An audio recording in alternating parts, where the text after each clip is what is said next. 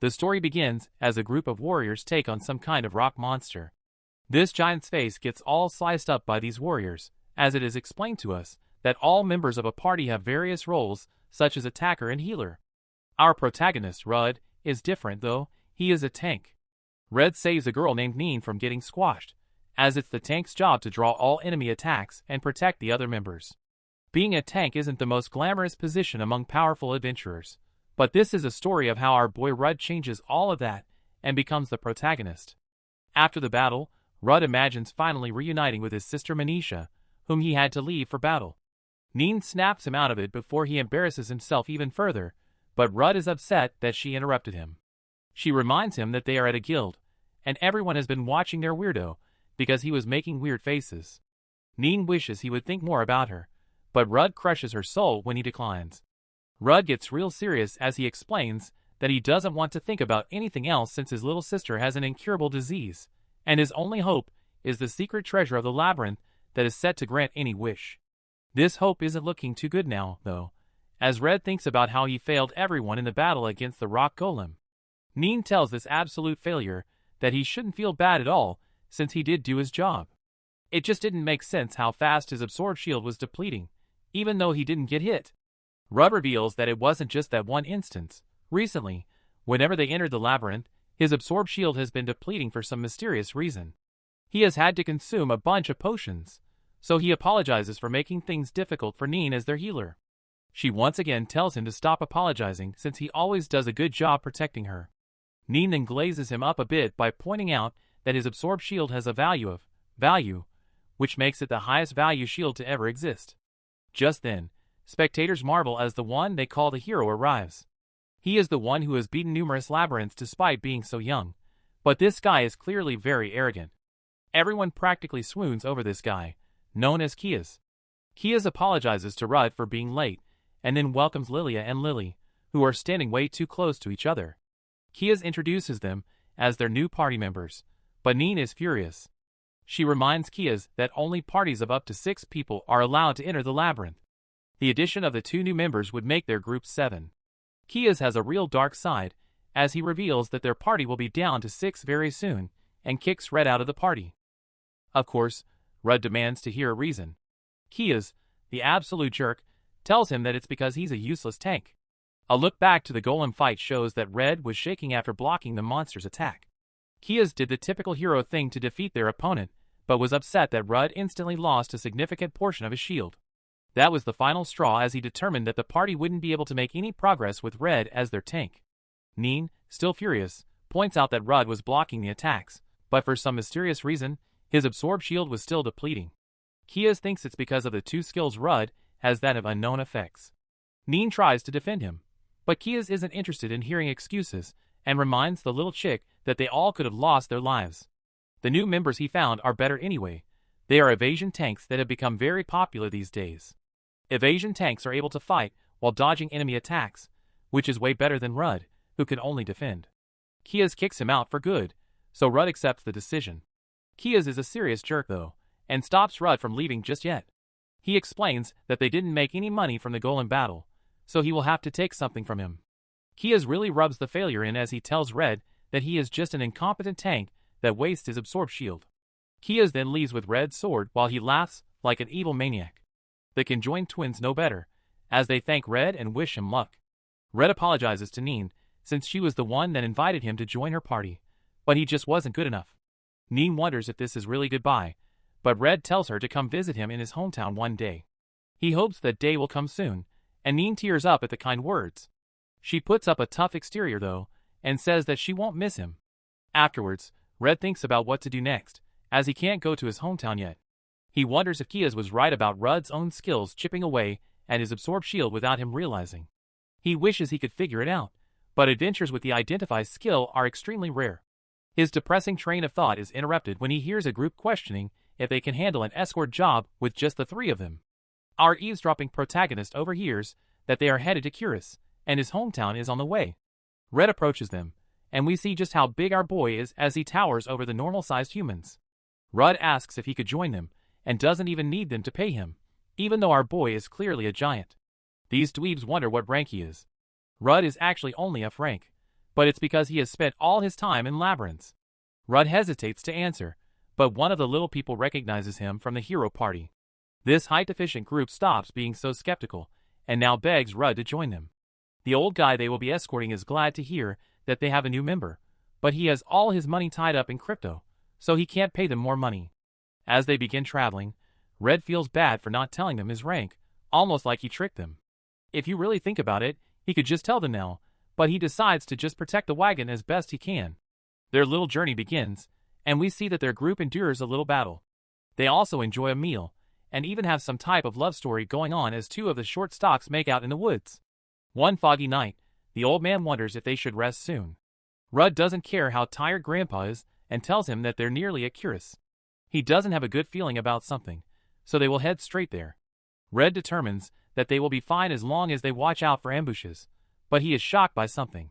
He stops the wagon and tells the group to quiet down.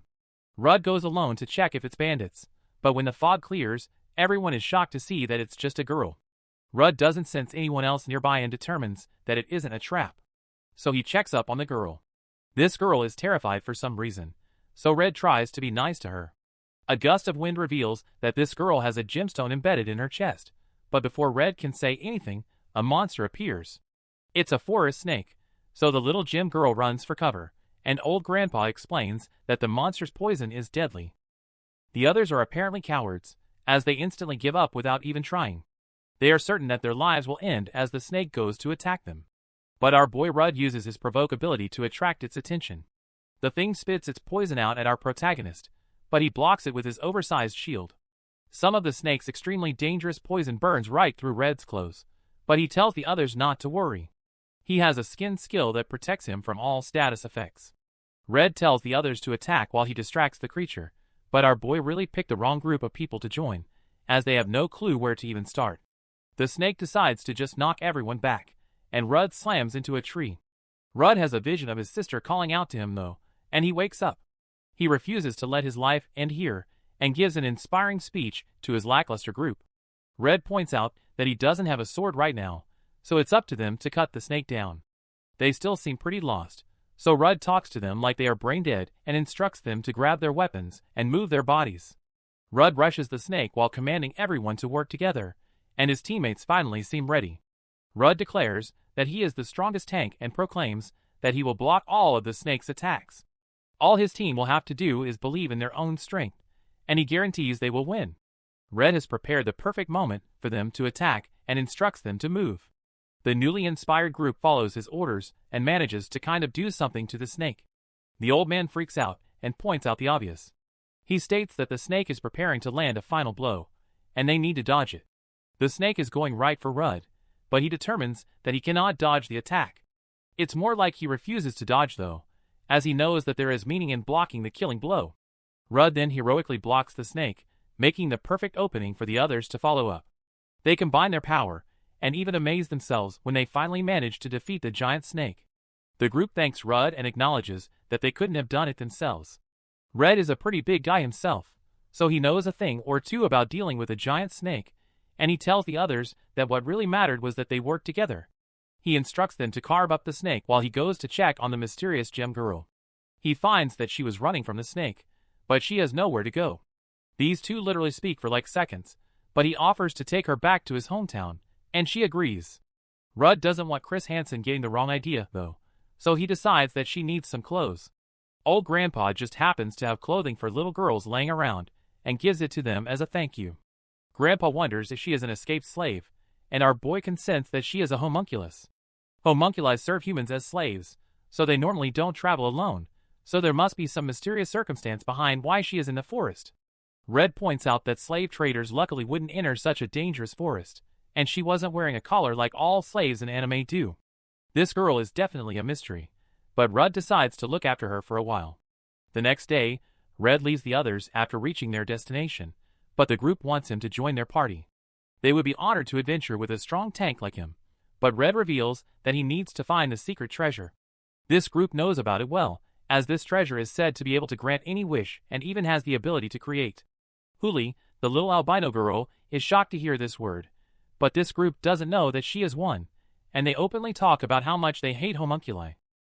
They do some serious trash talk, talking about how expressionless they are and how they don't show any passion in what they do. What's even scarier about the Huli is that the only way to visually distinguish them from humans is the magic stone on their chest. Red is the only one that seems to notice that the girl is upset about what they are saying, so he quiets them down and leaves. The little girl shows some relief, and they begin their own journey. Red introduces himself, but in typical anime fashion, this girl reveals that she doesn't have a name. Some Luna petals are flying around everywhere, so Rudd decides to call her Luna. Rudd fears that he might have offended her somehow, but she actually loves the name. That night, Luna spots some rabbit-filled wolves and shocks Rudd when she springs into action to eliminate them all. This confirms what Red was already thinking. Luna must be an illegally created homunculus. This was made clear when she showed the will and emotions other homunculi lack. On top of that, she can even fight.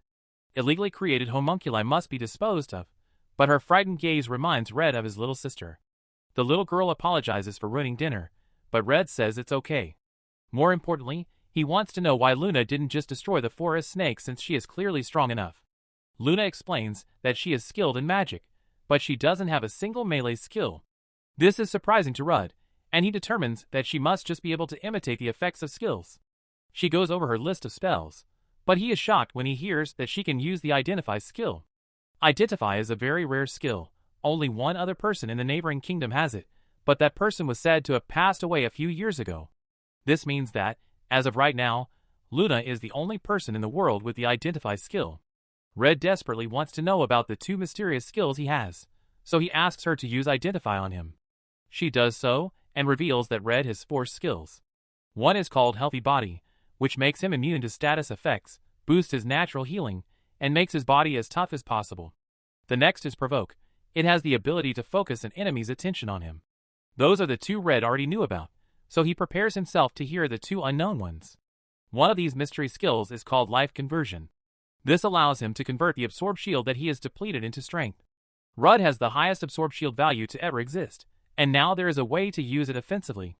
Rudd couldn't use it before, so he determines that some skills can't be activated unless the person understands them. Red's final skill is called Shield of Sacrifice. This skill allows him to treat the absorbed shield of his allies as his own while protecting his allies. Both his allies' toughness and his own increase. This means that while making them tougher, he can also take the damage of others. Things finally start to make sense as Red realizes that he was taking damage without realizing it, because he was using Shield of Sacrifice to protect his party members' absorbed shields. Red lets out a laugh as he has been worrying about his unknown skills for the longest time, but he never thought it would be resolved this easily. Rudd thanks his new little friend, and she is glad she could be helpful. As they arrive at his hometown, Rudd thinks about the irony. He was kicked out of his party for having skills with unknown effects, but he actually had the ultimate skills for protecting his allies. Knowing this, he can return to his hometown with his head held high and finally see his sister.